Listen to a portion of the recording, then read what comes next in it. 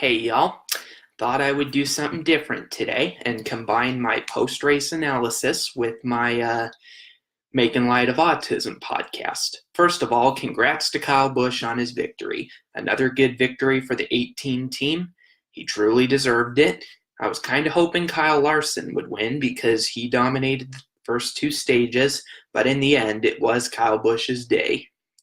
Congrats to him, and it was a pretty good race. J.J. Yaley made his first start since Homestead of last year, I believe, And back last time J.J. Yaley raced, he was with BK Racing and Front Row Motorsports, as well as New York Racing Team.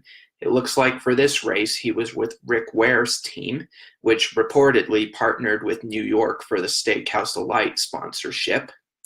And it looks like J.J. Yaley finished 34th, which is pretty typical for a driver like him. JJ's career has not really been the same ever since he was released from Joe Gibbs at the end of 2007, about 10 years ago. He finished second and picked up several top 10s in the 18 team, but in the end, he was replaced by Kyle Busch. Hey to Connor, hey Wayne, hey Rick. So yeah, this was a great race, so congrats to Kyle Busch again, and hopefully he can go on to win this championship and prove that the haters are making a mistake, as well as Brad Keselowski. Hopefully Kyle Busch can prove that the haters and Brad Keselowski from his blog this year, he can prove that they were wrong to say that he didn't earn the title in 2015. All I can say is, Brad Keselowski is one of those guys that's a sour grape whenever he and his team doesn't win. All I can say is Brad is jealous of Kyle Busch's statistics, and no other way to put it other than he's jealous of him, and by his own testimony he is, because he admitted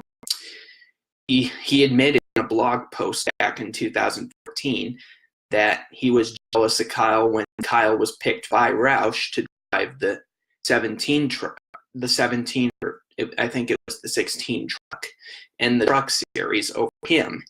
So there is jealousy, and Brad's just a sour grape, but that's just Brad for you. All right, now that my analysis is over, thought I would tell y'all what I did today.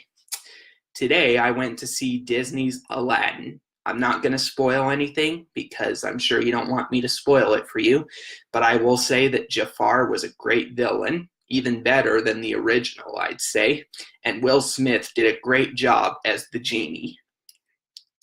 I also like the new precedent Disney is setting, where genies can be wished free and turn back to humans. I think that's a cool new precedent for genies, especially in Arabian folklore. So that's pretty cool. And so other than that, this was a great day, and this was a pretty good day overall. I got to see it with a new friend of mine named Jordan, and that felt pretty good.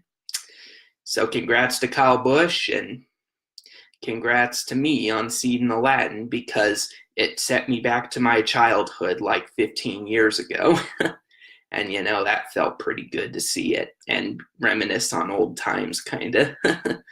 Hopefully Aladdin will develop into a trilogy like it was in the 90s, with 2 sequels following it, about the 40 Thieves and about the return of Jafar.